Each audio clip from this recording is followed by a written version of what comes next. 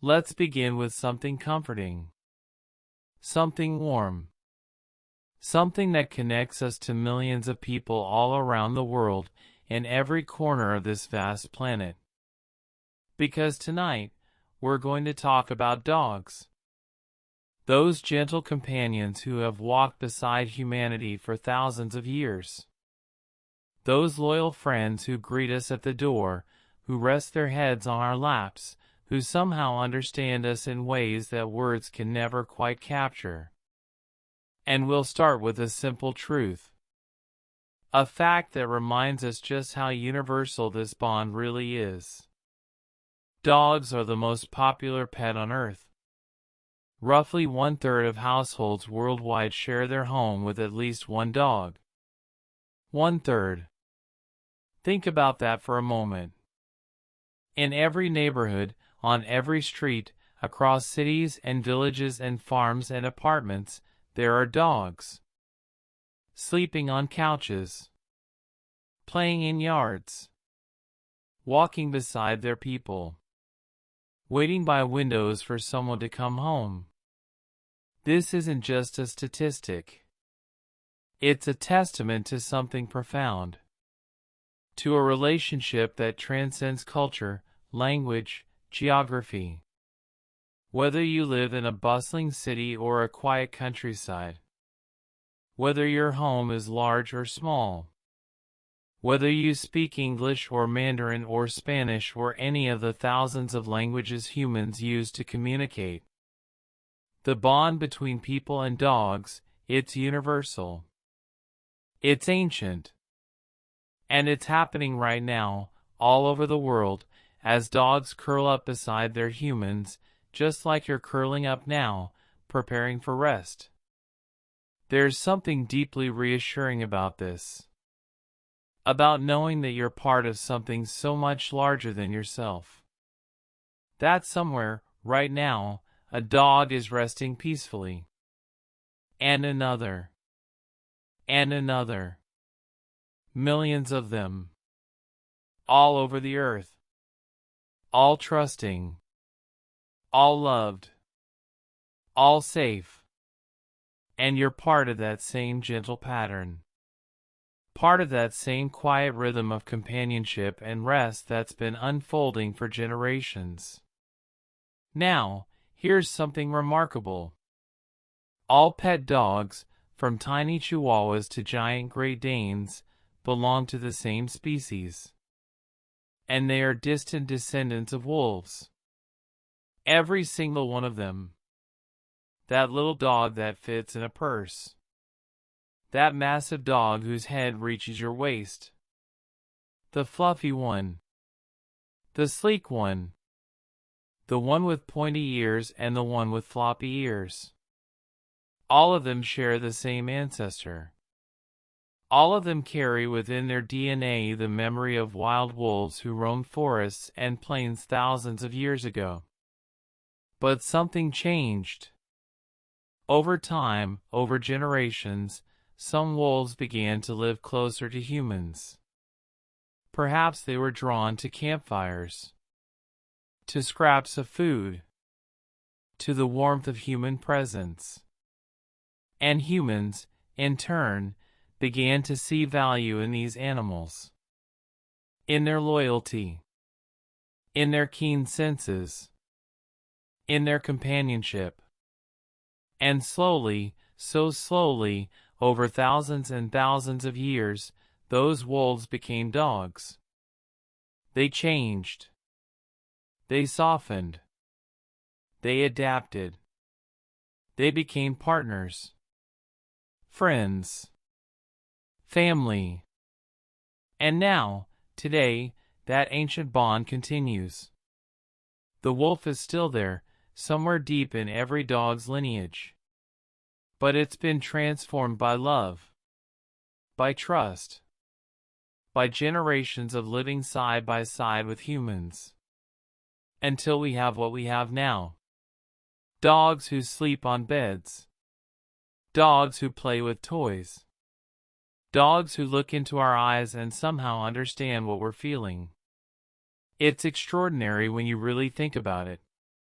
this transformation, this partnership, this journey from wild animal to beloved companion.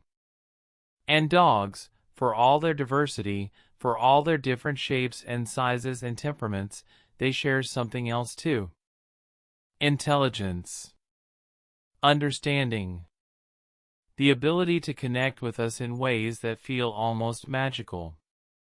Many dogs can learn over 100 words and gestures. 100.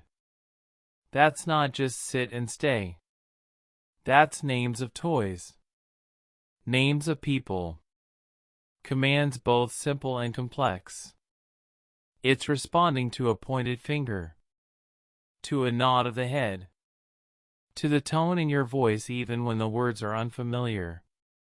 Their intelligence is similar to a human toddler. And if you've ever watched a toddler learn, you know how remarkable that is. How they begin to understand cause and effect. How they recognize faces and voices. How they learn to communicate, to express what they want, to respond to what others need. Dogs do this too. They watch us. They learn us. They figure out our patterns, our moods, our routines. They know when we're about to take them for a walk before we've even reached for the leash. They sense when we're sad and come to rest beside us, offering their quiet presence as comfort. This is why they respond so well to simple commands. Because they're genuinely understanding. Not just mechanically reacting, but actually comprehending. They've learned our language, or at least enough of it to bridge the gap between species. And in doing so, they've become more than just animals in our homes. They've become partners in communication, in understanding, in connection. And their senses. Oh, their senses are something to marvel at. A dog's nose print is unique, like a human fingerprint. Every single dog has a pattern on their nose that belongs to them alone. Swirls and ridges and textures that are theirs and theirs only. In some countries, nose prints are even used for identification, the way we use fingerprints. Because each one is distinct. Each one is individual. Each dog, unique. But beyond the uniqueness of their nose print is the power of the nose itself. Their sense of smell can be tens of thousands of times stronger than ours. Tens of thousands. We can barely comprehend what that means. What the world must smell like to a dog. How rich. How layered. How full of information. Where we might smell dinner cooking, a dog smells every individual ingredient. The exact type of meat. The specific vegetables. The age of the spices. Where we smell a person, a dog smells where they've been, what they've eaten, how they're feeling emotionally. Fear has a smell. Happiness has a smell. Illness has a smell. And dogs can detect all of it. This is why they can find lost people in rubble after disasters. Why they can track scents across miles and through time. Why they can detect things we never could. Their world is painted in scent the way ours is painted in color. And it's a world far more complex, far more detailed, than we can ever fully understand. But we can appreciate it. We can be grateful for it. Grateful that these creatures, with their extraordinary senses, have chosen to live with us. To use those senses not to survive in the wild, but to connect with us. To find us when we're lost. To alert us when something's wrong. To simply know us more deeply than we sometimes know ourselves. And they have other senses too. Other ways of understanding the world. Dogs' whiskers are special touch-sensitive hairs that help them sense tiny changes in air currents and nearby objects, even in the dark. Those whiskers on their muzzles, above their eyes, on their chins. They're not just decorative. They're highly sensitive instruments. When air moves around an object, the whisker detects it. This tells the dog exactly where that object is, how large it is, even what texture it might be. All without seeing it. All without touching it directly. This is how dogs can navigate in the dark so confidently.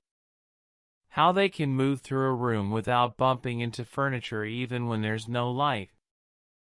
Their whiskers are constantly gathering information, constantly creating a map of the space around them. It's like having a built-in radar. A way of sensing the world that we don't possess. And it's yet another reminder of how different their experience is from ours. How rich. How full of information we never perceive. Let's think about their teeth for a moment. Most adult dogs have 42 teeth.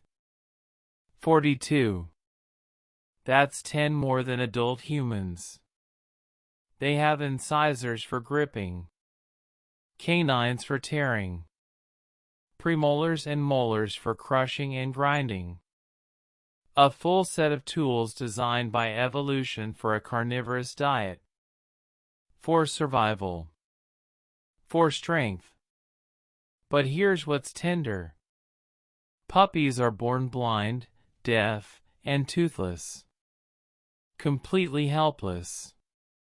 Completely dependent.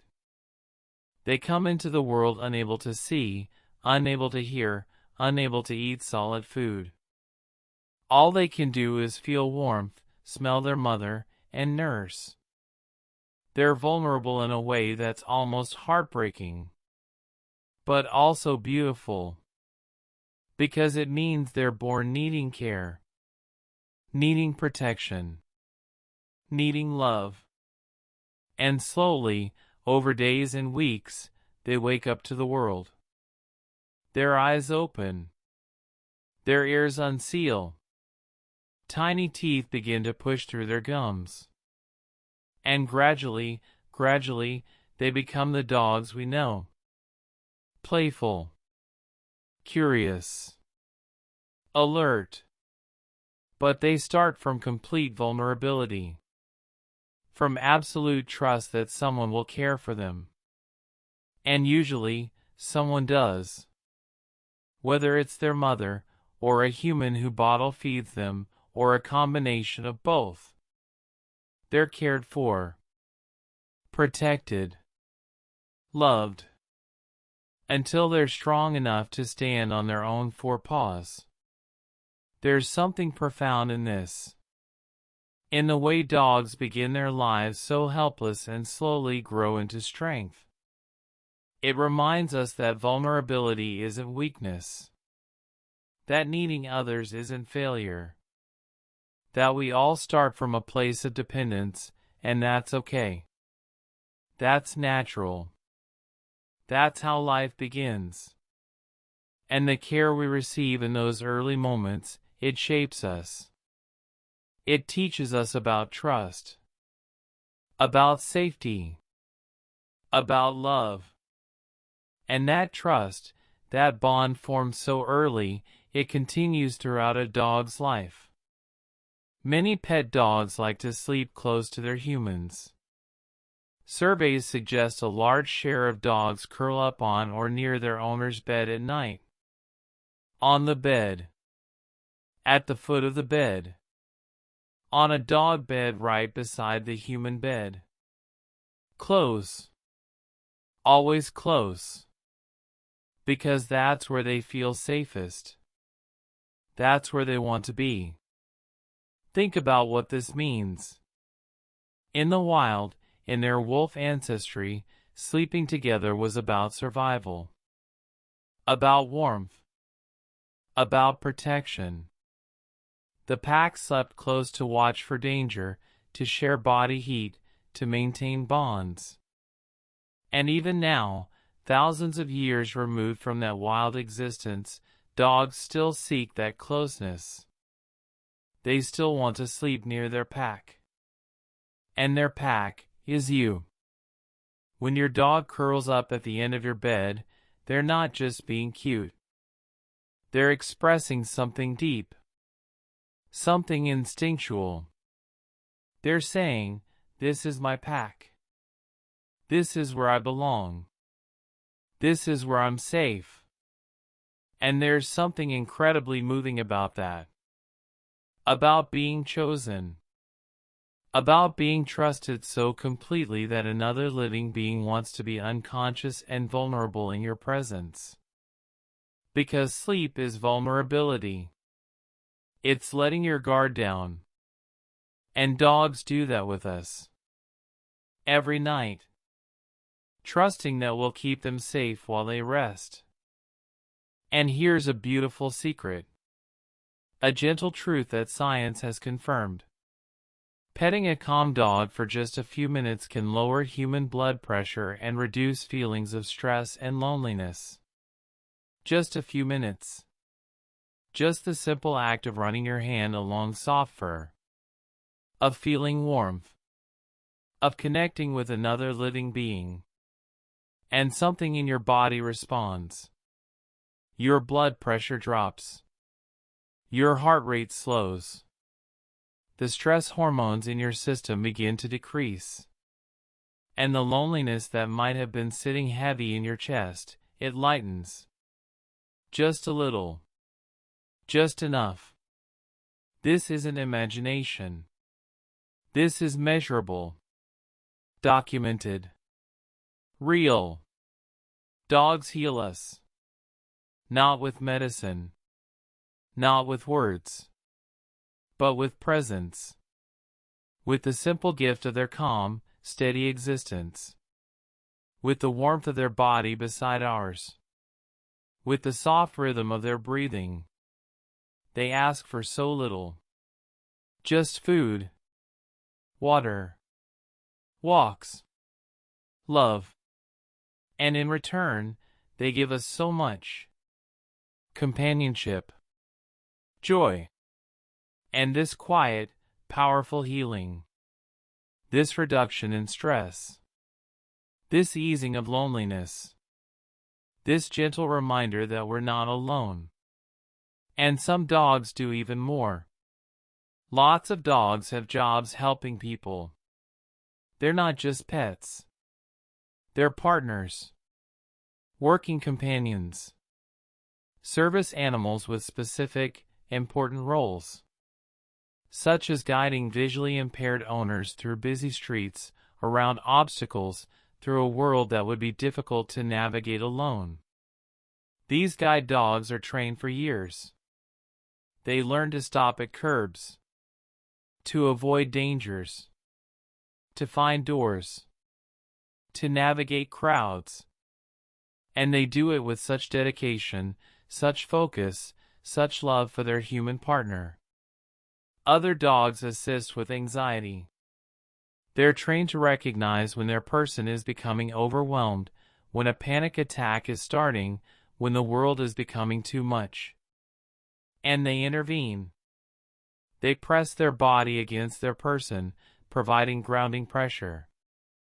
They guide them to a quiet space. They perform specific behaviors that help interrupt the anxiety spiral. And often, their simple presence is enough. Knowing they're there. Feeling their solid warmth. It's an anchor. A lifeline. A reminder that you're not alone in the storm. And some dogs can even detect diseases by scent.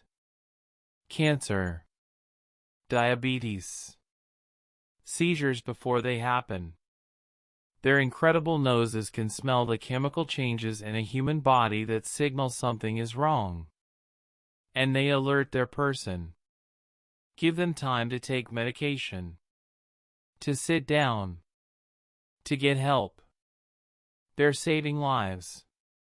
Not through force or aggression, but through sensitivity. Through that remarkable sense of smell.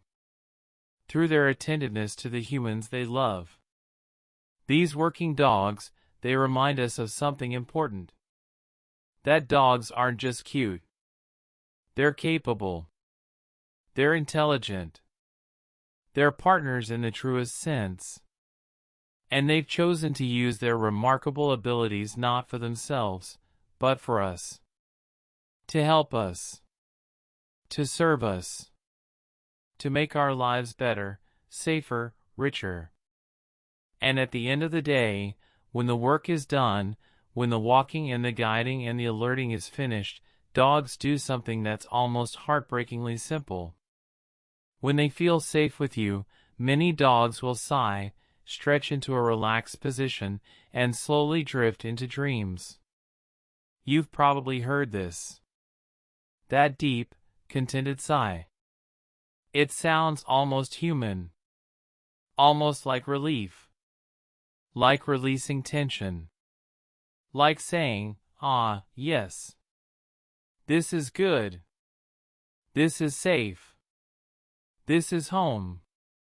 And then they stretch. Long, luxurious stretches. Front legs extended. Back arching.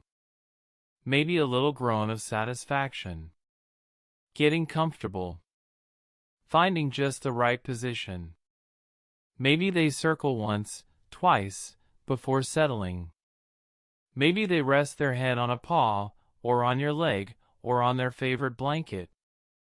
And then, stillness. Breathing slows. Eyes close. And they drift. Into sleep. Into dreams.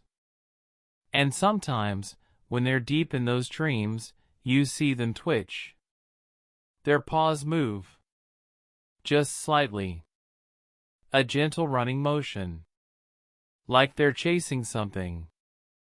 Or playing. Or reliving some happy moment from earlier in the day. Scientists believe dogs do dream. That when they sleep, their brains process the day's experiences much like ours do. And so they dream of walks. Of playing fetch. Of smells and sounds and joys. And their paws twitch as if they are gently running in their sleep. It's one of the most peaceful things you can witness. A dog in deep, dreaming sleep. Completely relaxed. Completely trusting. Completely at peace. Because they feel safe. Because they know they're home. Because they know they're loved. And as you lie here now, preparing for your own sleep, you can borrow some of that peace. That trust. That sense of safety. Like a dog curling up in their favorite spot, you can let yourself settle. Let yourself sigh. Let yourself stretch into a comfortable position. Let yourself release the day. And slowly, gently, let yourself drift toward dreams, toward rest, toward the deep, peaceful sleep that you, like every dog in every home around the world tonight, deserve. Rest now. You're safe. You're home. And sleep is waiting, gently, for you. Let's continue our quiet journey into the world of dogs. Into those small, beautiful details that make them such extraordinary companions. And we'll begin with something you may have noticed. Something that happens in homes all over the world, every single day. Many dogs can recognize their owner's footsteps or car sound before they see them, reacting with excitement even from another room. You've probably witnessed this. You're in another part of the house, maybe upstairs, maybe in the backyard. And suddenly, your dog's head lifts. Their ears perk up. And they move toward the door, tail beginning to wag, before you've even heard anything. Before the key has turned in the lock. Before the car has pulled into the driveway. They know. Somehow, they know you're coming home. This isn't magic, though it can feel that way. It's recognition. Deep, precise recognition. Your footsteps have a particular rhythm. A specific weight. A unique sound that belongs only to you. Your car has a distinct engine noise. A particular way of approaching. A sound that your dog has learned, has memorized, has cataloged in their remarkable brain as meaning one thing: you're here. You're coming back. The waiting is over. And the joy this brings them. It's pure. Uncomplicated. They don't wonder where you've been or why you left. They don't hold grudges about being alone. They simply rejoice. Every single time. As if you've been gone for years instead of hours. As if your return is the best thing that's happened all day. Which, to them, it probably is. There's something deeply moving about this. About being recognized so completely. About your presence mattering so much to another being that they can identify you by sound alone. That they listen for you. That they know you're coming before anyone else does. It's a form of love, really. Attention so complete that it becomes recognition. Recognition so deep that it becomes joy. And their ability to hear you coming, to hear your car from blocks away, it's connected to something extraordinary. Dogs' ears are very sensitive. Some breeds can hear sounds more than 4 times farther away than humans can. 4 times. Imagine what that means. A sound that you can hear from 50 feet away, a dog might hear from 200 feet. A whisper from across a room that you'd miss entirely, a dog picks up clearly. Their ears are designed differently from ours. Many breeds can move their ears independently, like satellite dishes, rotating to pinpoint exactly where a sound is coming from. They have more than a dozen muscles controlling each ear, allowing for this precise directional hearing.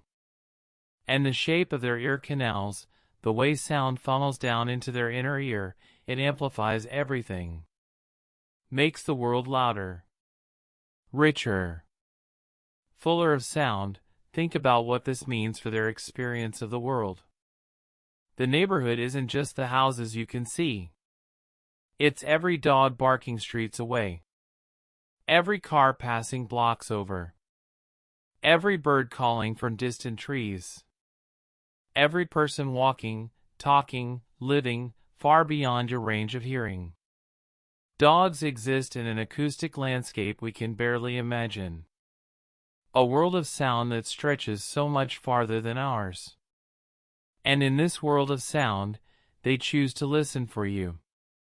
To filter through all that noise, all those thousands of sounds competing for their attention, and focus on the particular pattern that means you. Your footsteps. Your car. Your voice. They choose you, over and over, in a sea of sound. And when they hear you, they react. With excitement. With joy. With that pure, uncomplicated happiness that dogs do so well. Now, let's talk about something you've seen countless times. A dog's tail wagging. We tend to think of it as simple. Wagging equals happy. But it's more nuanced than that. More complex. Tail wagging doesn't always mean happy. The truth is more subtle, more interesting. Slow, loose wags usually show relaxation. While stiff, fast wags can mean alertness or tension. Watch a truly relaxed dog. Their tail moves slowly. Lazily. The wag is loose, flowing through their whole back end. There's no tension. No rigidity. Just this gentle, swaying motion. Like grass in a breeze. Like leaves drifting down. It's a physical expression of ease. Of contentment. Of being at peace with the moment. But watch a dog who's uncertain. Or aroused. Or focused intensely on something. Their tail might wag quickly, but it's different. Stiffer.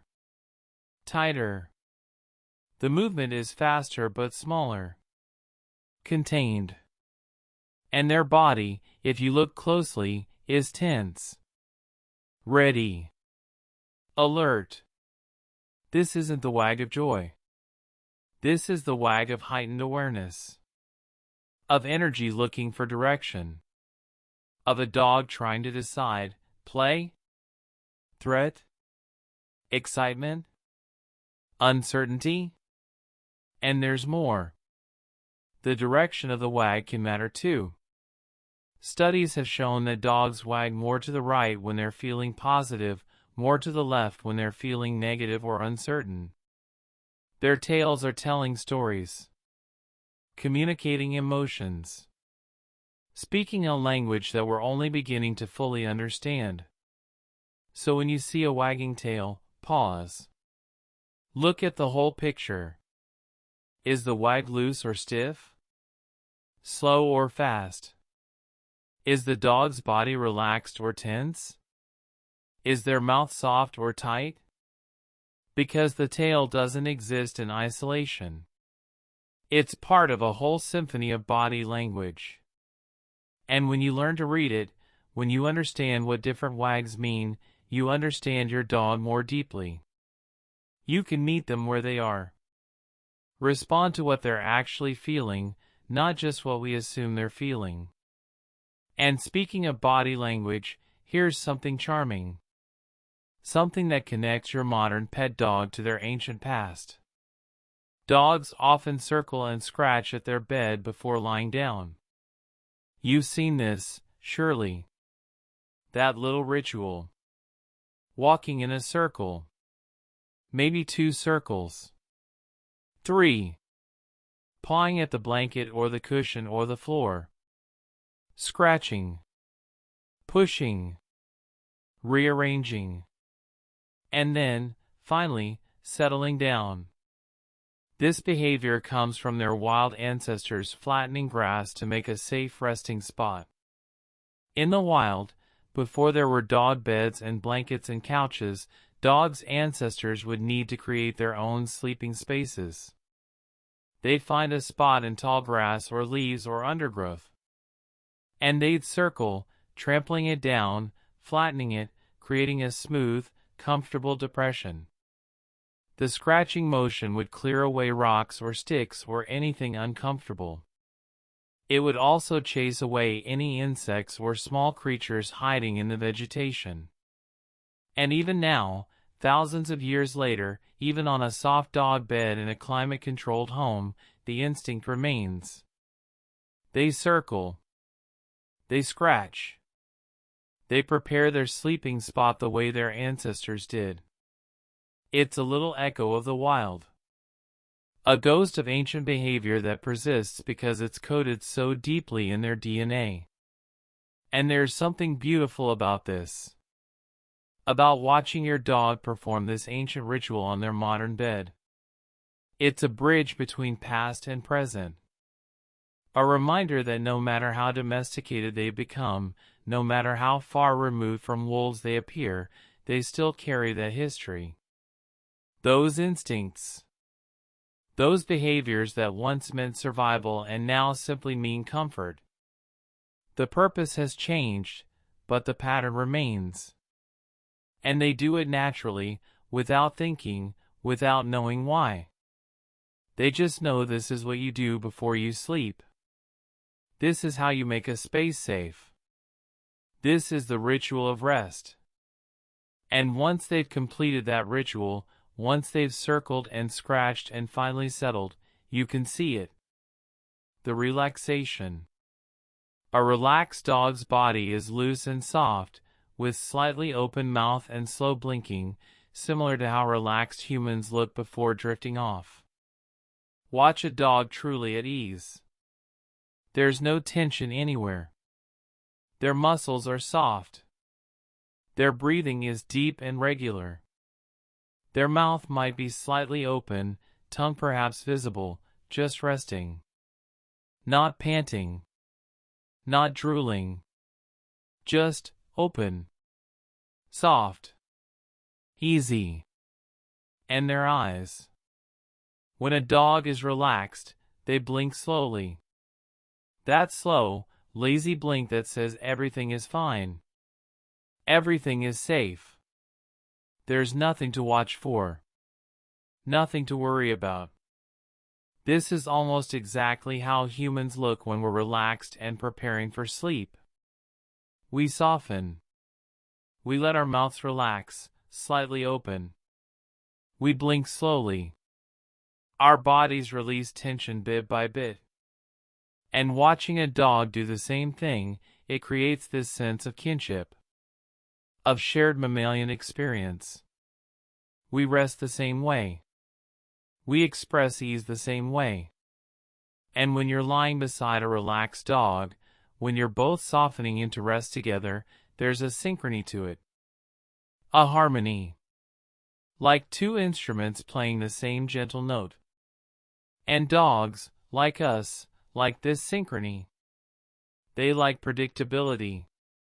Many dogs prefer routines. Regular feeding, walking, and sleeping times help them feel secure and calm. They thrive on knowing what comes next. On breakfast happening at the same time every morning. On walks occurring at predictable intervals. On bedtime being a consistent, expected event. This isn't rigidity. This is safety. When you know what to expect, when your day has a reliable rhythm, your nervous system can relax. You don't have to be on alert, wondering when food will come or if a walk will happen. You know. And that knowing creates space for calm. For rest. For peace. Think about your own life. The comfort of routines. How much easier it is to fall asleep when bedtime is consistent. How your body begins to prepare for rest at the same time each night because it's learned the pattern. Dogs are the same. Their bodies learn. Their nervous systems entrain to the rhythm of daily life. And when that rhythm is consistent, they feel secure. They can predict. They can trust. And that trust translates into calmness. This is why disruptions to routine can be unsettling for dogs. Why a change in schedule might make them anxious or confused. Not because they're inflexible, but because routines are their safety. Their anchor. And when that anchor shifts, it takes time to adjust. To find the new pattern. To relax into the new rhythm. But when the routine is stable, when they know what to expect, they settle so beautifully into it. They wait by the door at walk time. They sit by their bowl at feeding time. They gravitate toward their bed at sleep time. Not because they've been forced, but because the pattern feels right. Feels safe. Feels like home. And within that safety, within that routine and predictability, dogs show their trust in other ways. When dogs lean their body weight gently against you, it's often a sign of trust and seeking comfort. Almost like a quiet hug. You're sitting on the couch, and your dog comes over and just leans, pressing their side against your leg, their back against your shin.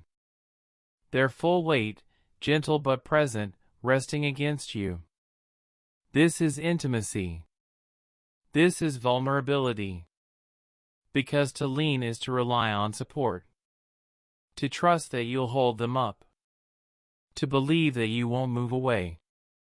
And in that leaning, they're seeking something. Comfort. Reassurance. Connection. They want to feel you. To be close. To share space and warmth and presence. It's almost like a hug, but quieter. More subtle. A hug doesn't demand attention. Doesn't require reciprocation. Just, I'm here. You're here. And that's enough. And when you sit still and let them lean, when you maybe place a hand on their back or simply accept their weight against you, you're answering. You're saying, yes. I'm here too. I've got you. Lean as much as you need. This behavior is pure trust. Dogs only lean on people they feel safe with. People they know won't push them away. Won't reject them. Won't leave. And in a world that can be overwhelming, in bodies that feel so much and hear so much and sense so much, having someone to lean on, it matters. It helps. It provides a stability that goes beyond physical. It's emotional. Relational. It's the comfort of knowing you're not alone. And at night, when all the routines have been completed, when the day has wound down and darkness has settled, dogs do what all mammals do. They sleep. They dream. Dogs can dream during sleep, especially in the REM phase. Puppies and older dogs tend to twitch and move more while dreaming. REM stands for rapid eye movement, and it's the phase of sleep where the most vivid dreaming occurs. In both humans and dogs. During REM sleep, the brain is active. Processing. Consolidating memories. And creating those strange, wonderful narratives we call dreams. And dogs, when they enter REM sleep, show signs of dreaming. Their eyes move beneath their closed lids. Their breathing might change. And they twitch. You've seen this. Those little movements. Paws paddling gently as if running. Whiskers twitching. Maybe a soft whimper or bark, muffled and quiet. Tail giving a little wag. There. Somewhere else in their minds. Somewhere they're chasing or playing or experiencing something that makes their sleeping bodies respond. It's beautiful to witness. This evidence that they have inner lives. That they dream. That their sleep is rich with experience. And it's particularly pronounced in puppies and older dogs. Puppies dream a lot, probably because they're processing so much new information. Every day is full of discoveries. New smells. New sights. New experiences. And their brains work through it all during sleep, consolidating those memories, learning, growing. So they twitch more. Move more. Dream more actively. Older dogs, too, seem to dream more intensely. Perhaps it's the same reason. A lifetime of memories to process. Or perhaps their sleep is lighter, less deep, and so the REM phase is more visible. Whatever the reason, watching an old dog dream, seeing their paws move and their face twitch with whatever they're experiencing, it's tender. It reminds you that they're still in there. Still active. Still experiencing. Even in sleep. Even in old age. And as you watch them dream, as you witness these small movements, these echoes of running and playing and living, you're reminded that sleep is more than just rest. It's processing. It's healing. It's the mind working through experience, filing away memories, preparing for tomorrow. Both for dogs and for you. So as you prepare for your own sleep tonight, as you feel your own body softening and relaxing, you can think of all the dogs settling into their beds. Circling and scratching. Finding just the right spot. Leaning against their people. Slow blinking. Breathing deeply. And then, dreaming. Processing their day. Running through fields that exist only in memory or imagination. Content. Safe. At peace. And you can join them in that peace. Let your body soften like a relaxed dog. Let your breathing deepen. Let your eyes close with slow, lazy blinks. Trust in the routine. In the safety of this moment. In the comfort of rest. And know that somewhere in your sleep, you too will dream. You too will process. You too will run through fields of memory and possibility. Rest now. Like a dog who knows their home. Like a dog who trusts. Like a dog who leans against the ones they love and lets themselves drift gently into dreams. Let's continue our peaceful exploration of the world of dogs. And we'll begin with something quietly charming. Something you might have noticed if you share your home with a dog. Some dogs collect soft items like socks or toys and bring them to their bed, creating a little nest that smells like their family. You've probably seen this. A sock goes missing. A small towel. A stuffed toy that doesn't belong to the dog. And you find them all carefully arranged in your dog's bed. Not chewed. Not destroyed. Just there. Gathered. Collected.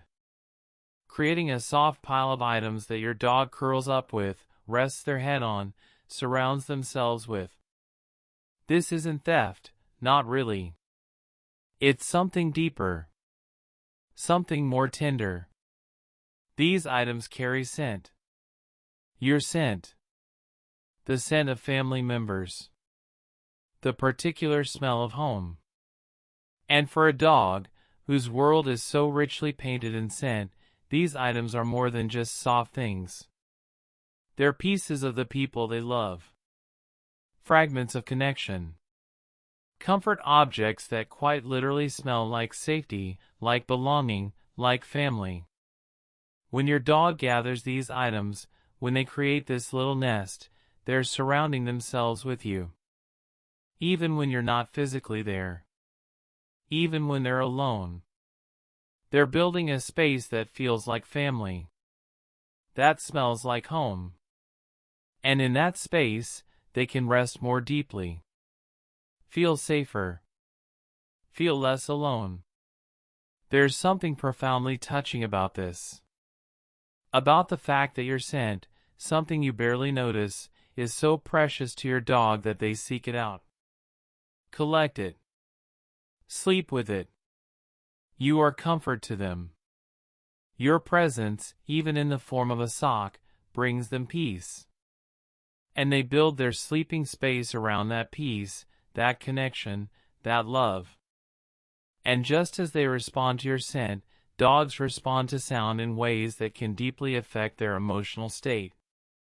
Listening to soft music or calm voices can help many dogs relax. And some shelters play gentle sounds to soothe anxious animals at night. This isn't just theory. This is practice.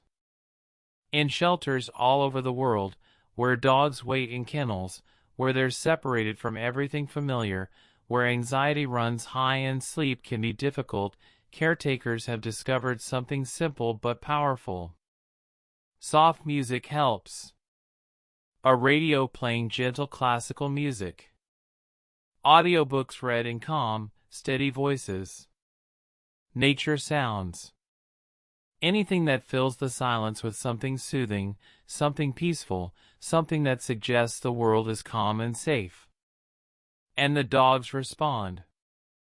You can see it. Measure it. Their heart rates slow.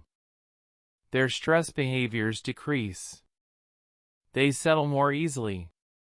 Sleep more deeply. The music doesn't solve everything, doesn't erase the stress of shelter life. But it helps. It creates an acoustic environment that whispers, it's okay. You're safe. You can rest. And if it works for anxious shelter dogs in unfamiliar places, imagine what it does for your dog at home. The dog who already feels safe. Already knows they're loved. Soft music, a calm voice, these things can deepen that sense of peace. can create an atmosphere of rest that makes sleep come more easily, more deeply, more restoratingly. So as you prepare for sleep tonight, as you let these words wash over you in gentle waves, know that you're not alone in finding comfort in calm voices, in soft sounds. Dogs feel it too.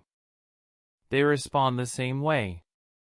And somewhere, in shelters and homes all over the world, dogs are settling down to gentle music, to quiet voices, to sounds that tell them the world is peaceful. And they're drifting, slowly, towards sleep. Now let's think about beginnings. About how dogs enter this world. Because puppies usually open their eyes around 10 to 14 days after birth and start walking a little later, wobbling on unsteady legs. Imagine that. Being born into complete darkness.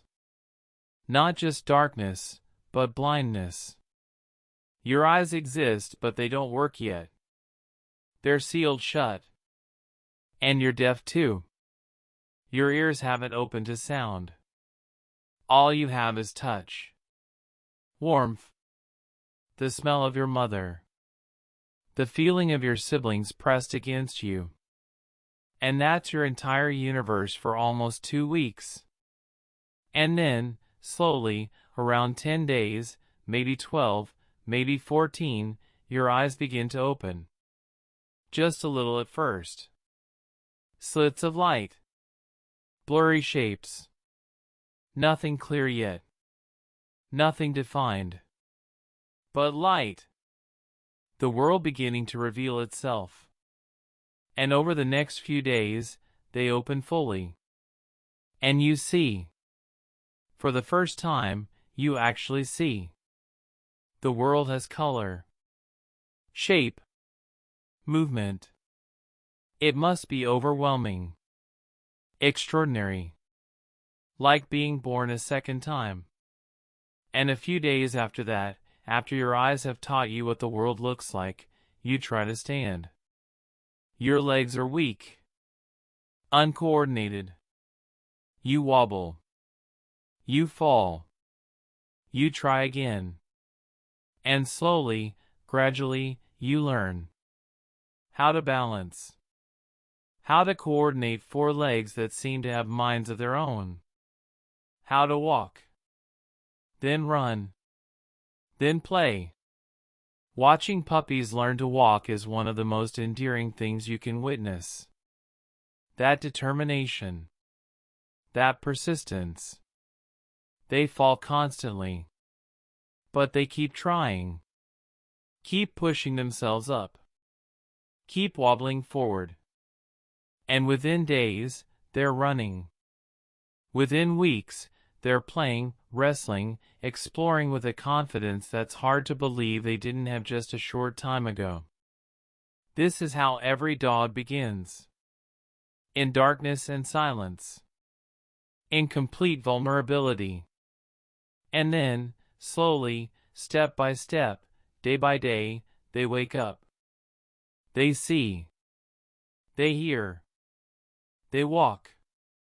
They become. And that journey, from helpless to capable, from closed to open, from still to running, it's a small miracle.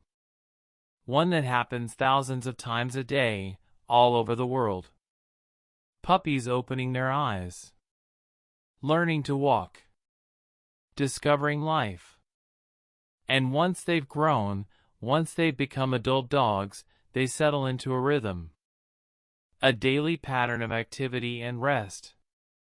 Most dogs sleep between 12 and 14 hours a day, including naps, which helps them recharge their energy.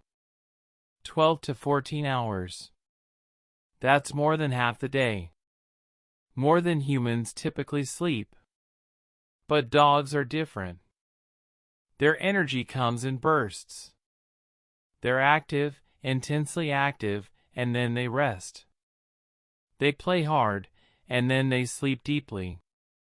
They don't maintain steady energy throughout the day the way humans try to. They pulse.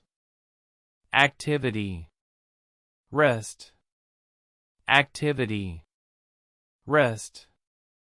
And all that rest, all those hours of sleep spread throughout the day and night, it's essential.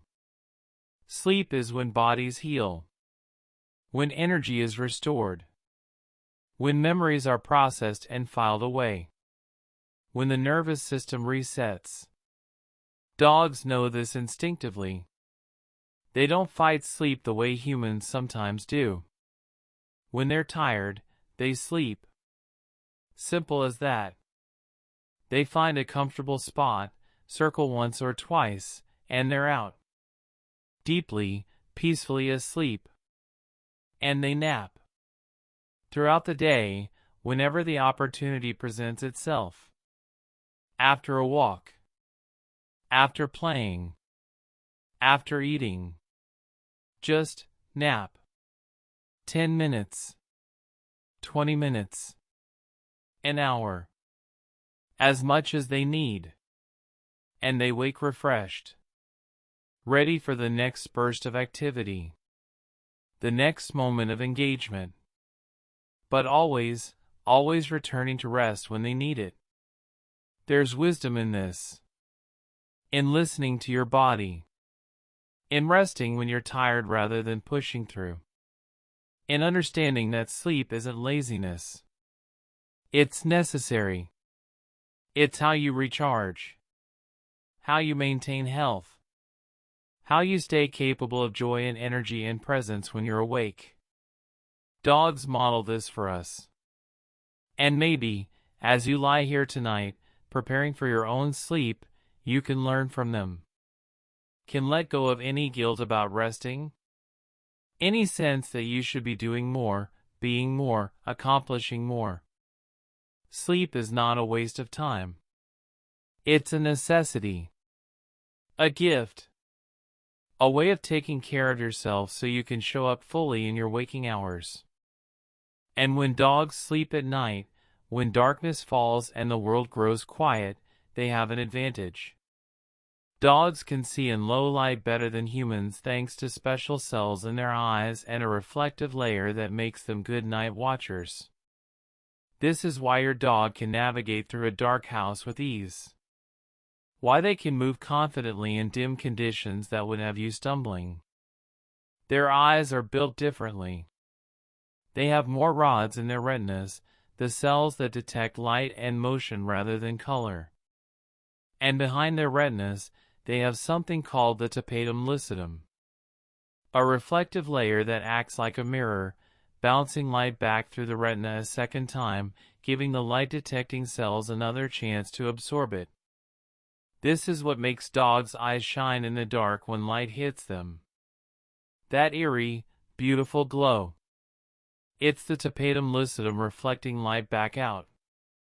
And it's the same structure that lets them see so much better in low light than we can. They can detect movement, shapes, threats, opportunities, in conditions where we see almost nothing. This made them excellent night watchers for our ancestors. While humans slept, vulnerable and night blind, dogs could see. They could detect approaching dangers. Alert the pack. Protect. And even now, even in modern homes where dangers are rare, that ability remains. Your dog can see things in the dark that you can't. They can navigate. They can watch.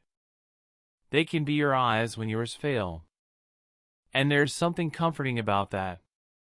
About knowing that when you're asleep, when you're vulnerable, when darkness has taken away your primary sense, your dog can still see. Still watch. Still keep vigil. It's an old partnership. An ancient agreement. We feed them, shelter them, love them. And they watch over us. Protect us. Keep us safe. Now, here's something you might have noticed. A detail that seems small but is actually quite significant. A dog's paws have sweat glands, which is why you might see little damp paw prints on a warm day or smell a faint corn chip scent. Yes, that smell. If you've ever noticed your dog's paws smell vaguely like corn chips or popcorn, you're not imagining it. It's real. And it's because of those sweat glands between their paw pads. Dogs don't sweat the way humans do. They don't have sweat glands all over their bodies. They cool primarily through panting, through the evaporation of moisture from their tongue and respiratory tract.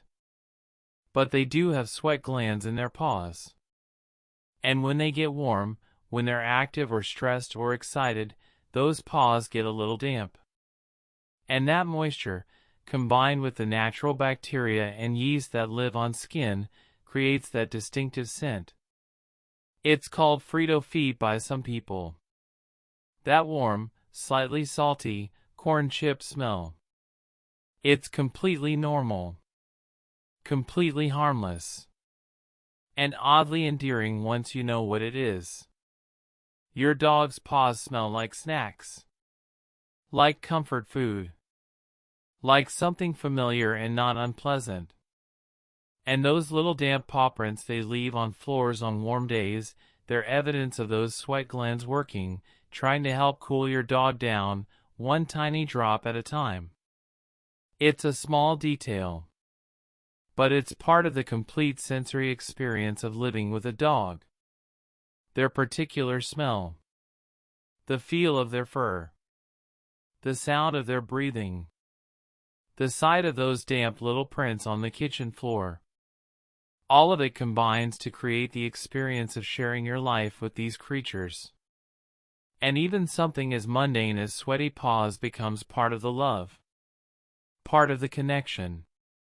And those paws, those sweaty, corn chip scented paws, they're tools for one of the dog's most important activities.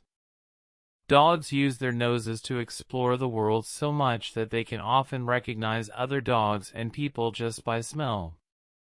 Every time a dog walks, they're leaving scent behind. From those paw glands. From glands in their skin. From urine marking. A complex chemical signature that tells other dogs, I was here. This is me.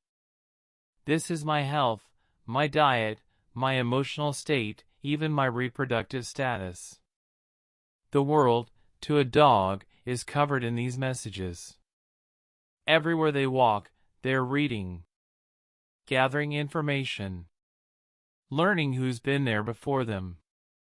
And when they meet another dog, when they do that intimate nose-to-rear greeting that seems so strange to humans, they're reading. Learning everything about this other dog in seconds. Where they've been. What they've eaten. Whether they're friendly or nervous or excited. It's like reading a biography in scent. A complete story told through chemistry. And they recognize individuals this way. Your dog knows your scent. Could pick you out of a crowd blindfolded. They know your family members' scents. Their dog friend's scents. The mail carrier's scent. The vet's scent. Each one unique. Each one instantly recognizable. And that recognition goes so much deeper than visual recognition. It's more reliable. More complete. More intimately connected to memory and emotion. When your dog smells you, they don't just know it's you. They know how you're feeling. Whether you're stressed or calm. Whether you've been around other dogs. Whether you're sick or healthy. They're reading you in a language you don't even know you're speaking. And that deep, intimate knowledge, it's part of why the bond feels so strong. They know you in ways you can't hide. And they love you anyway. Completely. And within all this knowledge, all this scent reading and world exploring, dogs still appreciate simplicity. Still value routine. Many dogs enjoy gentle routines before bed, like a short walk, a cuddle, or lying in the same favorite spot each night.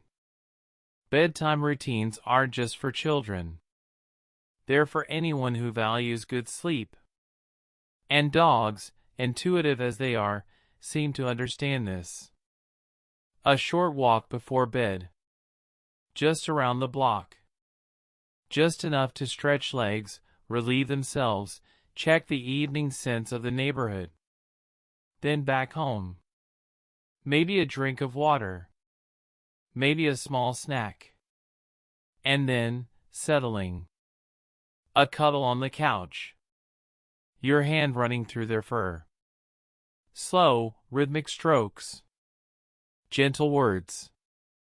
The kind of physical affection that tells them the day is done. The world is safe. It's time to rest. And then, movement toward their bed.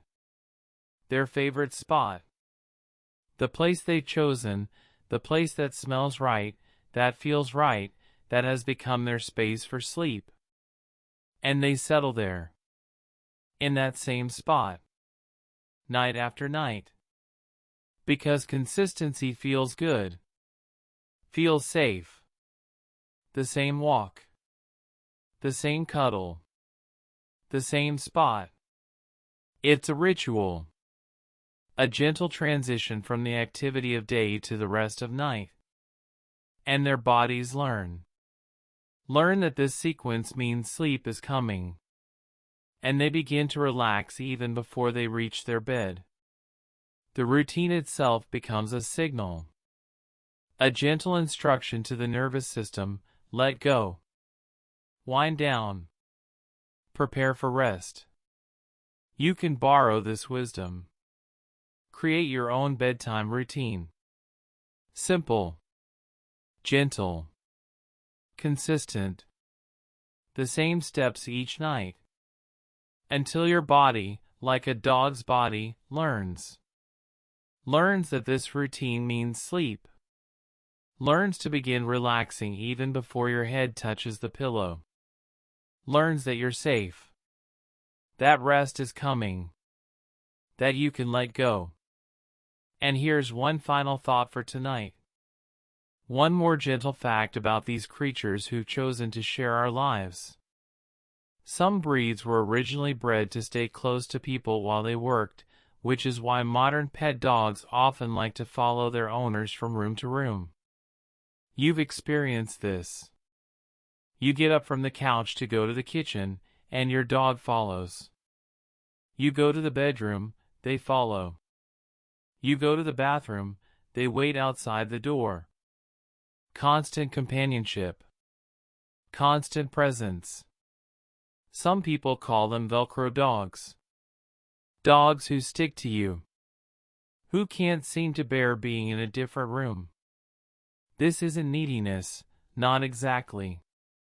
It's instinct. Herding dogs were bred to stay with their flock, to keep track of every member, to never let anyone stray too far. Working dogs were bred to stay close to their human partners, to be ready to help at a moment's notice, to maintain that constant connection. And even dogs bred for companionship, lap dogs, toy breeds, their entire purpose was to be with their person. Always. Constantly. And now, even though most dogs don't herd sheep or help with farm work or spend all day on laps, that instinct remains. You are their person. Their pack. Their purpose. And being near you, following you, staying close, it's not work for them. It's fulfillment. It's what they're made to do. What brings them peace. So when your dog follows you from room to room, try not to see it as inconvenience. Try to see it as love. As loyalty. As the expression of thousands of years of breeding and instinct and choice. They want to be near you. In every room. Every moment. Because you are their whole world. And being with you, that's where they're meant to be. And tonight, as you prepare for sleep, whether your dog is curled at the foot of your bed, or in their own bed nearby, or somewhere else in the house, know that they've chosen to be close to you. That your presence brings them peace. That your scent on collected socks and toys brings comfort. That your voice, gentle and calm, helps them relax. That your routines give them security. That being near you is what makes them whole. And maybe you can feel the same about sleep. That it's not something to resist or fight or rush through, but something to move toward with trust, with routine, with the knowledge that rest is good, that sleep is safe, that letting go is not losing control but accepting care, that you, like your dog, can circle and settle and close your eyes and trust that everything will be there in the morning, that it's safe to rest, that you can let yourself drift gently, peacefully into the soft, quiet embrace of sleep. Rest now. Like a dog who knows their home. Like a dog surrounded by the scent of family. Like a dog following their person into every room, into every moment, even this one, this gentle moment of letting go and falling softly into dreams. Let's settle in deeper now. Deeper into this quiet exploration of dogs and their gentle ways. And we'll begin with something tender. Something you might have seen if you've spent quiet moments with a dog. When a dog slowly blinks at you and then rests its head on its paws, it's often a sign that it feels safe and comfortable. That slow blink. It's deliberate.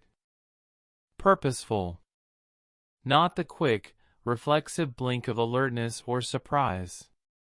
But slow. Languid. Like their eyelids are heavy. Like keeping their eyes open takes effort they're no longer willing to make. And when they do it while looking at you, while their gaze is soft and their face is relaxed, it's a message. It's them saying, without words, I'm okay. I trust you. I can rest here. And then the head goes down, settles onto their paws. That final gesture of complete relaxation. Because when a dog's head is up, they're monitoring, watching, ready to respond if needed. But when the head goes down, when they let their weight rest fully, when they close their eyes or let them drift half closed, they've let go. They've decided the world is safe enough to stop watching. That you've got this. That they can truly rest. If you've ever received this gesture from a dog, you've been given something precious. You've been trusted. Completely. And there's something deeply moving about that. About another living being looking at you, slowly blinking, and deciding you are safety. You are rest. You are home. And that trust, that bond, it shapes their entire day. Dogs can form strong attachments and may wait by the door or window around the time their favorite person usually comes home. You've heard stories about this. Maybe you've witnessed it yourself. A dog who, at the same time each day, positions themselves by the door. Or at the window. Looking out. Waiting. Not frantically. Not anxiously. Just waiting. With expectation. With hope. With the quiet certainty that their person will return. How do they know the time? They can't read clocks. But they have internal rhythms. Circadian patterns. A sense of how much time has passed. And they learn your schedule. They notice that when the sun is at a certain angle, when the afternoon has that particular quality, when enough time has elapsed since you left, you come back. And so they wait. Day after day. Faithful. Patient. Certain. And when you arrive, when you finally come through that door or up that path, the waiting explodes into joy. Every single time. As if they weren't certain. As if your return is a miracle. As if they've been given the greatest gift imaginable. You. Back. Here. Where you belong. This is attachment. This is love. Pure, uncomplicated, renewable every day. They don't hold grudges about your leaving. They simply rejoice at your return. And between the leaving and the return, they wait. They hope. They trust. And that trust is honored when you come home. Again and again and again. And in the evening, as the day winds down, as it becomes time to transition from activity to rest, there are things that help. Things that ease both dogs and humans towards sleep. Soft talking, slow movements, and dim lights can help both dogs and humans feel calmer as bedtime approaches. Think about the quality of your voice as evening deepens. It naturally softens, doesn't it? Becomes quieter, gentler, less urgent. This isn't just you being tired. This is your body and mind preparing for rest. And when you speak softly to your dog in these evening hours, when your voice is calm and low and unhurried, they respond. Their bodies mirror yours. Their energy settles. They understand, in some instinctive way, that the day is ending. That rest is approaching. And your movements. As bedtime nears, you move differently.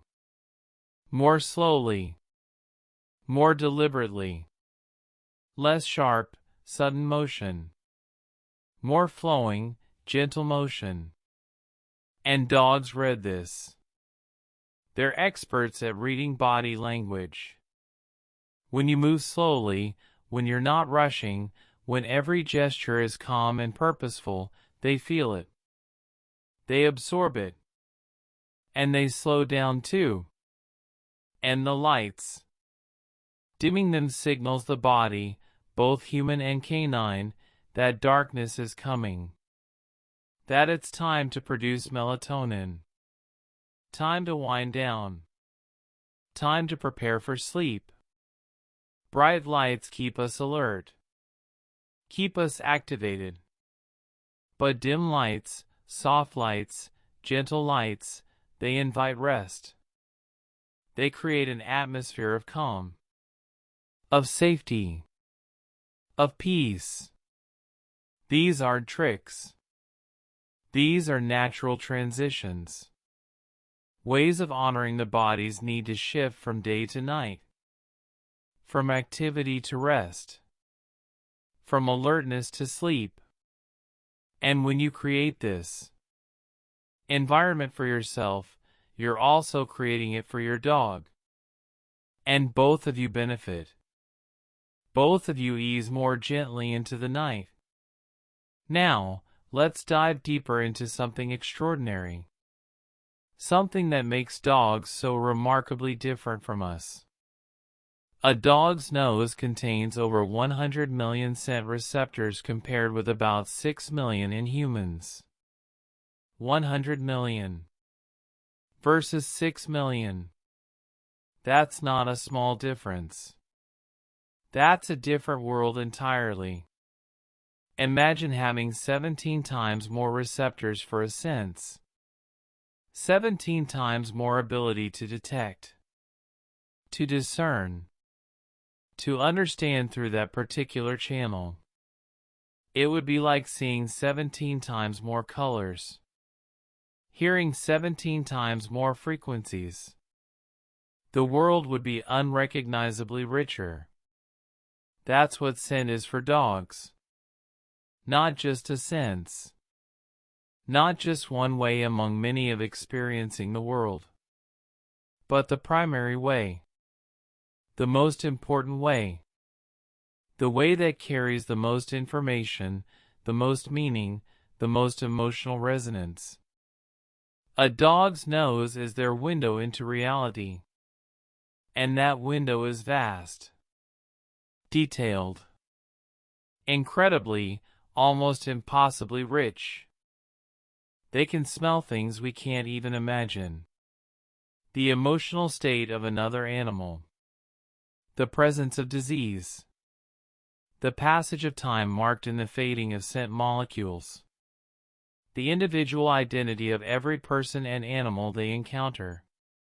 The history of a place, written in the layers of smell that have accumulated over hours or days or weeks. It's like reading a book we can't even see. Like hearing a symphony we're entirely deaf to. And here's what's even more remarkable. Dogs devote a huge part of their brain to smells. The area for odor analysis is roughly 40 times larger, proportionally, than in a human brain. 40 times. It's not just that they can smell more things. It's that they can process that information more deeply, more completely, more thoroughly. Think about what this means. In a human brain, the visual cortex is massive. We're visual creatures. We process enormous amounts of visual information quickly and efficiently. Dogs can do that too, but their real cognitive power is devoted to smell. To taking all those scent molecules, all that chemical information, and analyzing it. Categorizing it. Storing it in memory. Connecting it to emotions, to places, to individuals. Building a rich, detailed map of the world made entirely of scent. This is why dogs never seem to forget a smell. Why they can recognize someone they haven't seen in years, instantly, by scent alone. Why they can find their way home across distances. Why they know when you've been around other dogs, or eaten something interesting, or visited somewhere new. Their brains are built to remember smell. To prioritize it.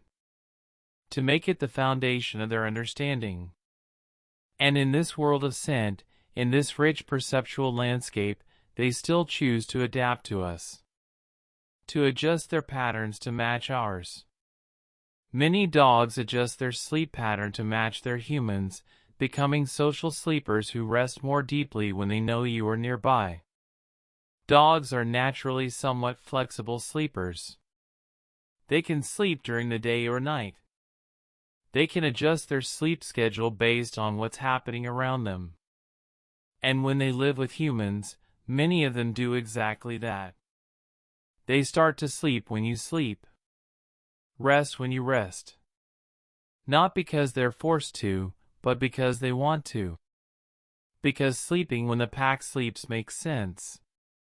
Because resting near you, knowing you're there, helps them feel safe enough to sleep deeply. Studies have tracked this. Dogs whose humans sleep at night, they sleep more deeply at night. Dogs whose humans work night shifts and sleep during the day, they adjust. They become day sleepers. Social sleepers. Matching their rest to yours because that's when they feel most secure. When the pack is together. When everyone is resting. When there's safety in numbers and comfort in proximity. This is a form of love. A form of adaptation. They could sleep whenever they wanted. But they choose to sleep when you do. To be unconscious and vulnerable at the same time you are. To trust that together, you'll both be safe. And that trust, that synchronization, it deepens the bond. Makes the relationship more than just cohabitation. Makes it partnership. Makes it family. And this co-sleeping, this sharing of rest, it benefits both species. Studies suggest that co-sleeping with a dog can make some people feel safer and more emotionally secure at night, even if the dog occasionally moves or twitches. There's something primal about sleeping near another living being. Humans evolved in groups. Sleeping alone was dangerous, vulnerable. But sleeping with others, with the pack, with the tribe, that was safety. Someone was always alert. Someone would hear the danger first. You could let go more fully, rest more deeply, because you weren't alone in the darkness. And even now, even in modern homes with locks and alarms and relative safety, that instinct remains. Sleeping near a dog, hearing their breathing, feeling their warmth if they're close enough, it triggers something deep in our nervous system. Something that says, you're not alone. You're part of a pack. You're safe. And yes, dogs move during sleep. They twitch. They shift positions. Sometimes they make small sounds. But for many people, this isn't disruptive. It's reassuring. It's evidence that they're there. That they're alive. That you're not alone in the darkness. And that presence, even with its minor disturbances, creates a sense of security that outweighs the interruptions. And there's a biological component to this sense of security. Gentle cuddling or petting a dog can raise oxytocin, the bonding hormone, and lower cortisol, which can help both you and the dog feel calmer before sleep. Oxytocin is remarkable. It's released during bonding moments, during hugs, during nursing, during connection. And when you gently pet your dog, when you stroke their fur with slow, rhythmic movements, when you rest your hand on their warm body, oxytocin releases. In you. And in them. Both of you experiencing this chemical confirmation of the bond. This biological reinforcement of connection. This feeling of love made literal in your bloodstream. And at the same time, cortisol decreases. Cortisol is the stress hormone. The one that keeps you alert, worried, activated. And gentle touch with a trusted companion lowers it. Tells your system, you can relax now. You're safe. You're cared for. You can let go. This happens for both of you. Both releasing oxytocin. Both lowering cortisol. Both moving toward a calmer, more peaceful state. Together. And this makes the transition to sleep easier. Gentler. More natural. Because you're not just lying down and hoping sleep comes. You're actively creating the biological conditions that invite sleep. Through touch. Through connection. Through love. And while you rest, while you drift towards sleep with your dog nearby, they continue to do something remarkable. Something they do even while resting. Dogs can hear sounds roughly 4 times farther away than humans and use 15 different muscles to move each ear, quietly scanning their environment while they rest. Even when they seem deeply asleep, part of them is still monitoring. Still listening. Those incredible ears, with 15 muscles controlling each one, they can move independently. Can rotate towards sounds. Can pinpoint locations. Can pick up frequencies and volumes you'd never detect. And they do this even while resting. Even while their body is still and their breathing is deep and their eyes are closed. They're listening for danger. For changes. For anything that might require attention. It's instinct. The same instinct that made them valuable to our ancestors as watch animals. As early warning systems. They sleep, but lightly enough to hear what needs to be heard. And if they detect something wrong, something threatening, they wake. They alert. They protect. But most of the time, they hear nothing alarming. Just the normal sounds of a house at night, of a neighborhood settling, of the world being as it should be. And finding nothing wrong, they continue to rest. Deeply. Peacefully. Knowing that their vigilance has found everything safe. And in that safety, in that deep rest, you can borrow their peace. Can trust their ears. Can know that if something were wrong, they would tell you. And since they're resting, since they've scanned the environment with those remarkable ears and found nothing concerning, you can rest too. You can trust their assessment. You can let yourself sink into sleep, knowing that even as you do, your dog is still listening. Still watching over you, in their own way. Still keeping that ancient promise to protect. To alert. To be the ears when yours are closed by sleep. So let yourself go now. Let your own ears stop straining. Stop listening for danger that isn't there. Your dog is listening. Your dog has got this. And they've found everything safe. Everything quiet. Everything peaceful. And in this safety, in this quiet, you can do what they're doing. Slow blink. Let your head rest heavy. Let your muscles soften. Let your breathing deepen. Let the day end. Let the watching stop. Let yourself be, for these hours of darkness, protected. Held. Safe. Because you are safe. Your dog knows it. Their slowly blinking eyes know it. Their head resting on their paws knows it. Their deep, even breathing knows it. And you can know it too. Can trust it. Can let it carry you down, down into rest, down into peace, down into the gentle, quiet, safe darkness, where sleep lives, waiting, patiently, to embrace you. Rest now. Like your dog rests. With trust.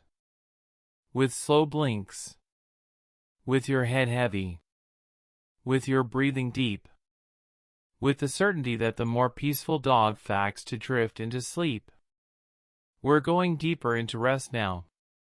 Deeper into understanding. Deeper into the quiet bond between humans and dogs. And we'll begin with something you may have felt. A weight against your leg. A warm presence at your feet. When a dog chooses to sleep touching you or curled at your feet, it often reflects pack instinct, staying close to family for warmth and safety. This isn't random. This isn't just convenience or finding a comfortable spot. This is choice. Deliberate choice. Your dog could sleep anywhere. The other side of the bed. Their own bed. The couch. The floor. Anywhere. But they choose to be touching you. To have some part of their body in contact with some part of yours. A paw against your leg. Their back pressed to your side. Their head resting on your foot. Contact. Connection. Physical proof that you're together. In the wild, in wolf packs, in the ancient days before dogs became dogs, sleeping close meant survival. Body heat shared on cold nights. Early warning if danger approached one member of the pack. The comfort of not being alone in the darkness. And even now, thousands of generations removed from that wild existence, the instinct remains. Sleep close to your pack. Stay touching. Stay connected. Stay safe. Your dog doesn't think about this consciously. They just feel it. Feel right when they're close. Feel peaceful when they're touching you. Feel like this is how sleep should be. Together. Connected. Pack. And there's a gift in this for you too. A biological gift that goes beyond warmth or sentiment. Some research has found that dog owners may recover from stress more quickly, suggesting that a calm dog nearby can help the body return to balance after a long day. Stress does things to your body.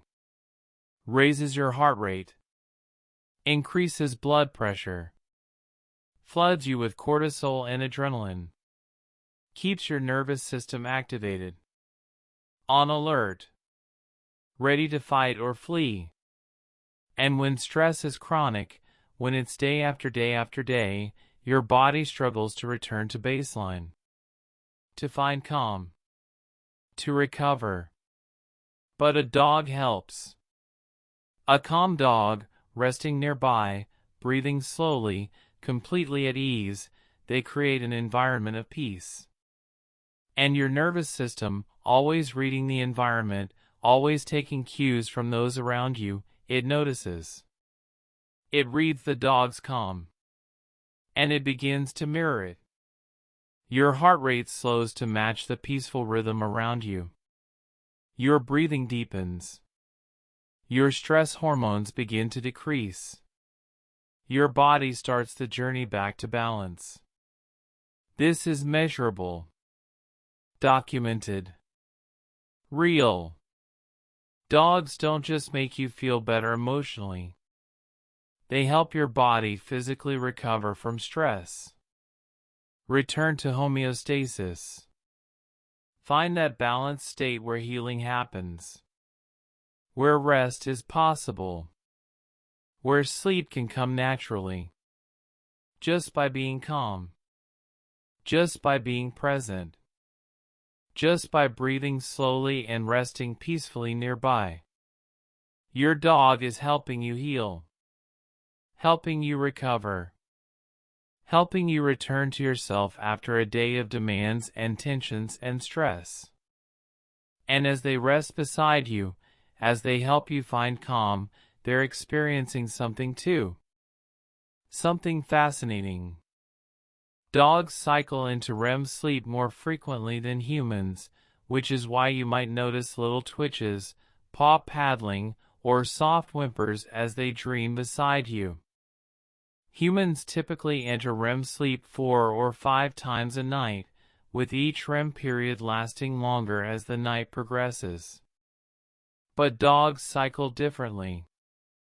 They move into REM more frequently, more quickly, and they spend a higher percentage of their sleep time in this dreaming state, which means more opportunities to see those adorable sleep behaviors. Those twitching paws. That gentle running motion. Those muffled barks and whimpers. What are they dreaming about?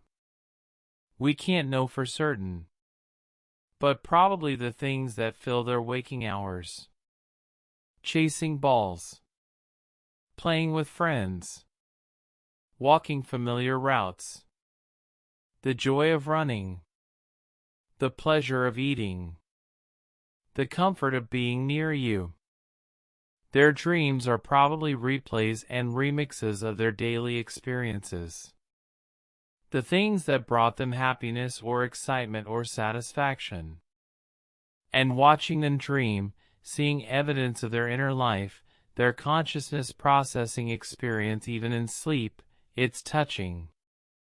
It reminds you that they're complex beings. That they have thoughts and memories and experiences that continue even when their eyes are closed. That they're not just living in the moment, but storing moments, remembering them, dreaming about them. And in those dreams, in those frequent REM cycles, they're processing, learning, consolidating memories. The same work your brain will do when you sleep. The same necessary function of rest. Dreams aren't just entertainment. They're how the brain makes sense of experience. How it files away what matters and discards what doesn't. How it learns and grows and prepares for tomorrow. And even while they dream, even while they cycle through these periods of deep, twitching REM sleep, they maintain something remarkable. At night, many dogs divide their time between short periods of quiet watchfulness and longer stretches of deep sleep, gently guarding the home while still getting the rest they need. They don't sleep as deeply as humans for as long. They're lighter sleepers, more easily roused. And periodically, even in the middle of the night, they wake slightly. Not fully conscious, but alert enough to listen, to assess, to make sure everything is still as it should be. This is that ancient guard dog instinct, that watchfulness that made them so valuable to early humans. They sleep, but they also watch. They rest, but they also protect. Most of the time, they hear nothing concerning. Just the house settling, the wind outside, the normal sounds of night. And finding everything safe, they sink back into sleep, back into dreams, back into rest. But if something were wrong, if they heard something unusual, something potentially threatening, they would wake fully, would alert, would position themselves between you and danger, would fulfill that ancient contract: you feed me, shelter me, love me, and I'll watch over you while you sleep. And knowing this, knowing they're doing this gentle guarding even as they rest, maybe you can let go more fully, can trust their ears, can stop your own vigilant listening, can let them handle the watching while you dive deep into sleep. Because they've got this. They've been doing this for thousands of years. And they're doing it right now. For you. Now let's pull back. Look at the bigger picture. The longer story. Because dogs have been living alongside humans for tens of thousands of years, gradually shifting from wild hunters to gentle companions who share our homes and routines. Tens of thousands of years. Some estimates suggest 15,000. Some 20. Some even 30,000 years of partnership between our species. That's longer than agriculture. Longer than cities. Longer than writing or metalworking or most of what we consider civilization. The bond between humans and dogs predates almost everything else in human culture. It's one of our oldest relationships. One of our first friendships with another species. And over those millennia, over hundreds and hundreds of generations, dogs changed. Wolves became dogs. Wild became domestic. Hunters became companions. Not through force. Through mutual benefit. Through choosing each other. Through gradually, generation by generation, becoming more suited to each other. Dogs became gentler. More attuned to human communication. More comfortable in human spaces. And humans created spaces for dogs. Roles for them. Love for them. Until now. Until we have dogs who sleep in beds. Dogs who play with toys. Dogs who respond to their names and understand pointing and look to humans for guidance and comfort. The transformation is extraordinary when you really think about it. From wild animal to family member. From hunter to friend. And it happens slowly. Naturally. Through the simple accumulation of generations of trust and cooperation and affection. And in that long transformation, incredible diversity emerged. There are hundreds of recognized dog breeds worldwide. But every mixed breed dog is a unique combination, like a one-of-a-kind puzzle made from many ancestors. Think about the variety. Tiny dogs who fit in a purse and giant dogs who can rest their chin on a kitchen counter without stretching. Dogs with long silky fur and dogs with short wiry coats. Dogs with pushed-in faces and dogs with long elegant snouts. Dogs bred to herd and dogs bred to hunt and dogs bred simply to be companions. Each breed shaped by human need and preference over generations. Each one different. Each one specialized. But most dogs in the world aren't purebred. They're mixed. Combinations. And each mixed dog is genuinely unique. A puzzle of traits from multiple ancestors. Maybe they have their mother's face and their father's coat and a grandparent's temperament. Maybe they're a blend of 3 breeds or 4 or 5 or more. Each one a singular combination that will never be exactly replicated. Each one literally one of a kind. And regardless of breed or mix, regardless of size or coat or appearance, they share something remarkable. Many dogs naturally understand human pointing. Something even our closest primate relatives can find difficult, which helps them follow our quiet signals. Pointing seems simple to us. Natural.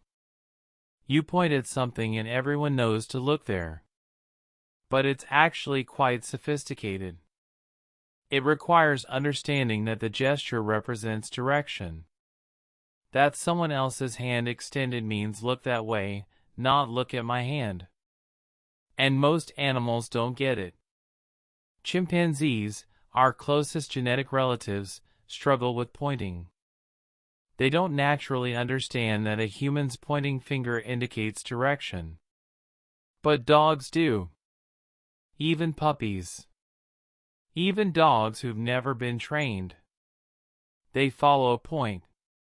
You point at a toy hidden under a cup, and they go to that cup.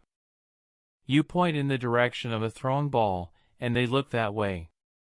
They understand, instinctively, that your gesture means something. That you're trying to communicate. That they should pay attention to where you're indicating. This is extraordinary. This is evidence of how deeply dogs have adapted to living with humans. They've become fluent in our body language in ways that even our primate cousins haven't. And this makes living together easier. Makes communication possible. Makes the relationship rich and reciprocal. You can tell them things without words. And they understand. And in this relationship, in this deep communication, you can observe their bodies responding. A dog's heartbeat is usually faster than a human's, often between 60 and 140 beats per minute. But it slows when they are deeply relaxed or sleeping. That's a wide range. 60 to 140. Small dogs tend toward the higher end. Large dogs toward the lower. But all of them, their hearts beat faster than yours. Their metabolisms run hotter. Their energy cycles more quickly. They live at a slightly different pace. But when they relax, when they truly let go, their heart rate drops. Slows. Moves toward the lower end of that range. And when they sleep deeply, when they're in that peaceful state of complete rest, their heart beats even slower. Steady. Calm. The physical manifestation of peace. You can feel this sometimes if your dog is lying close. Your hand on their chest.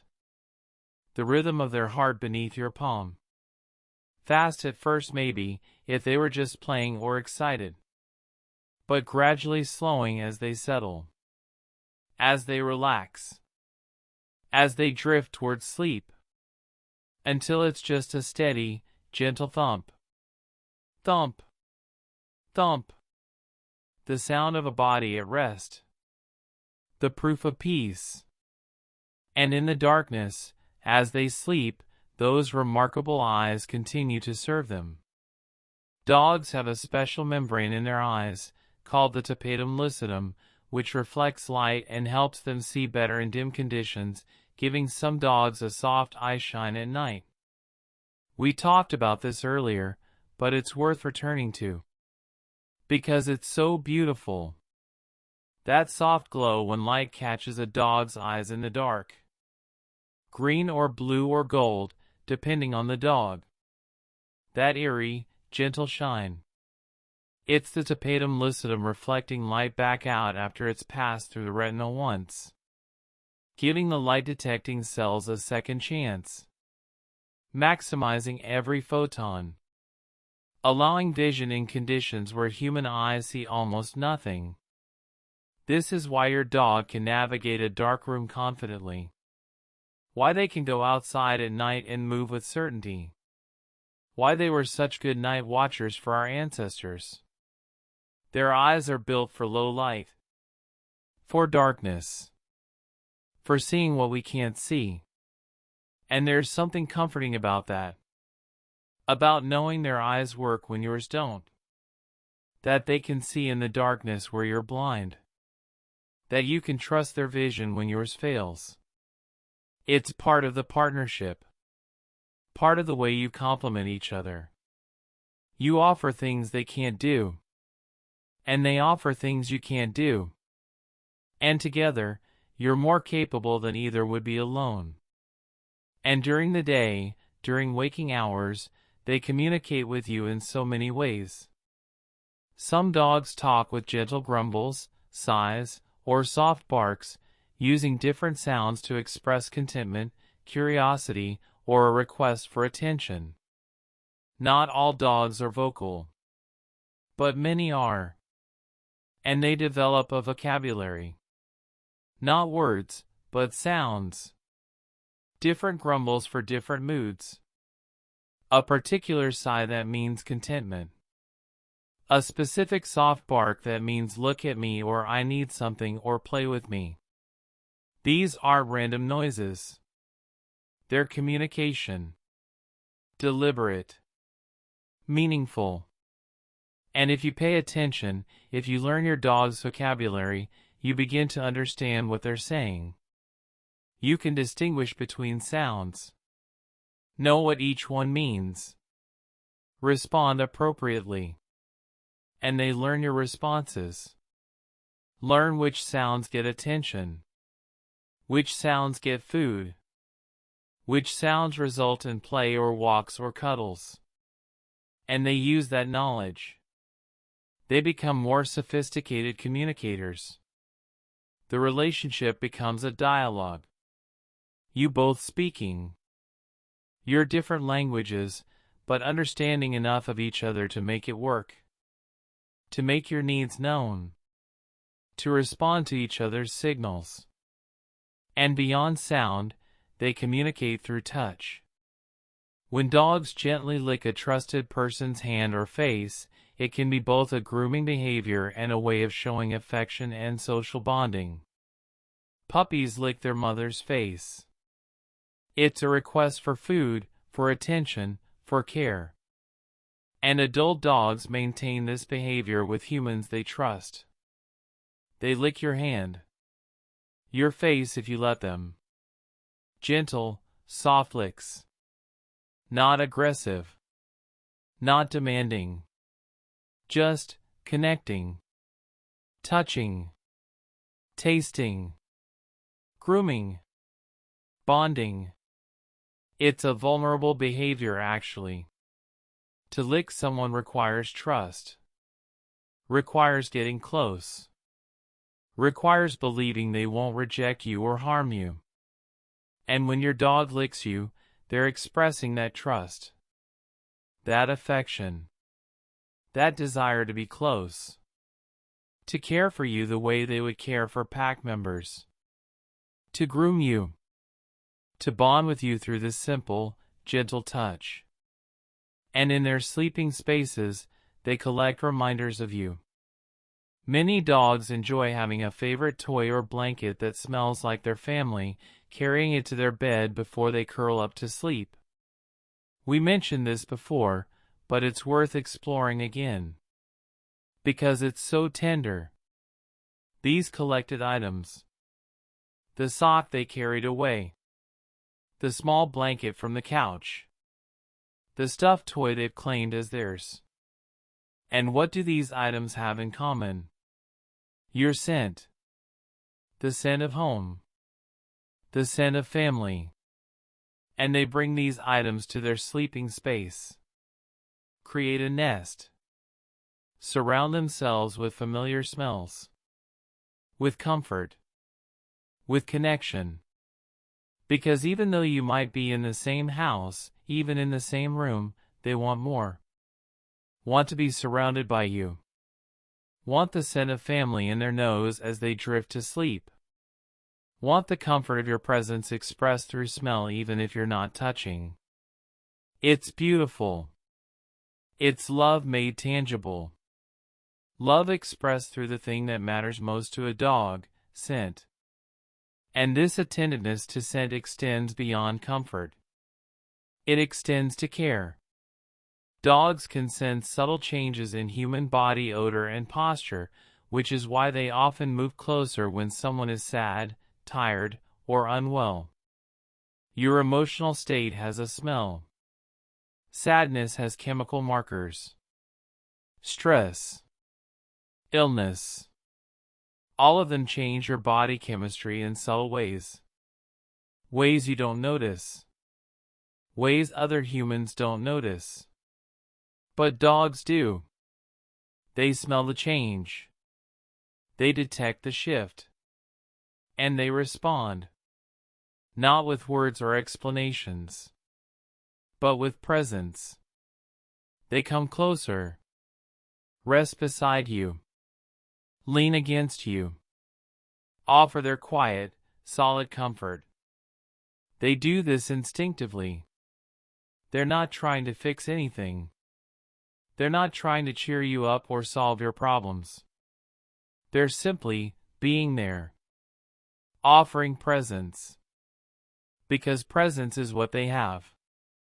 And often, it's exactly what's needed. Someone who won't ask questions or demand explanations. Someone who will just sit with you. Be with you. Stay close while you feel what you're feeling. And as they age, as they move through their own life stages, their needs change. Older dogs tend to sleep more hours and more deeply than young adults, spending much of the day and night dozing peacefully in their favorite quiet spot. Puppies sleep a lot. Young adult dogs are energetic, need less sleep. But as dogs age, as they become seniors, they return to sleeping more. Their bodies need more rest. Their joints ache more. Their energy depletes more quickly. And so they sleep. Long, deep sleeps. Naps throughout the day.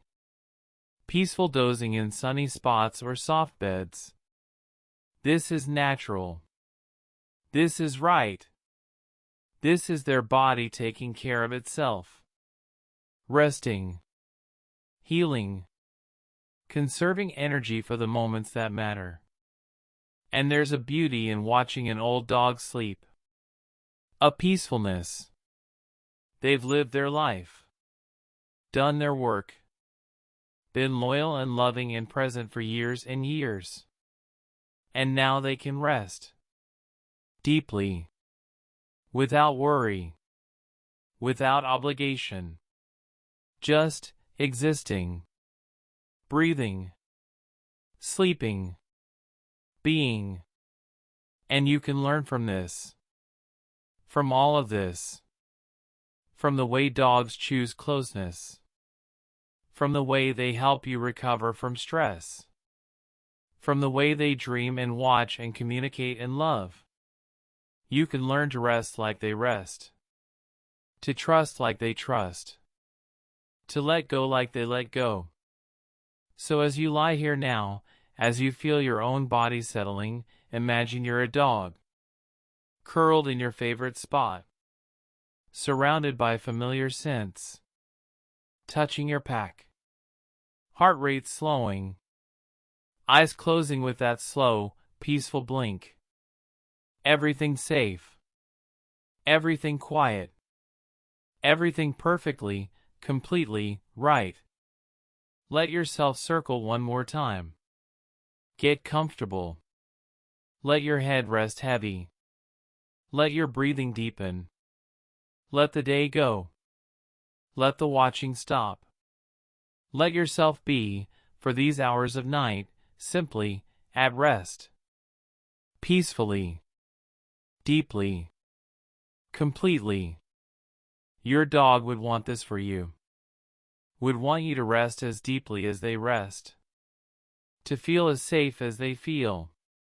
To trust as completely as they trust. And you can. You can let yourself fall into sleep with the same ease. The same certainty. The same peaceful letting go. Rest now. Sleep deeply. Dream gently. And know that you're safe, you're home, you're exactly where you're meant to be, drifting, softly, peacefully, into the quiet, gentle darkness of deep, restful sleep.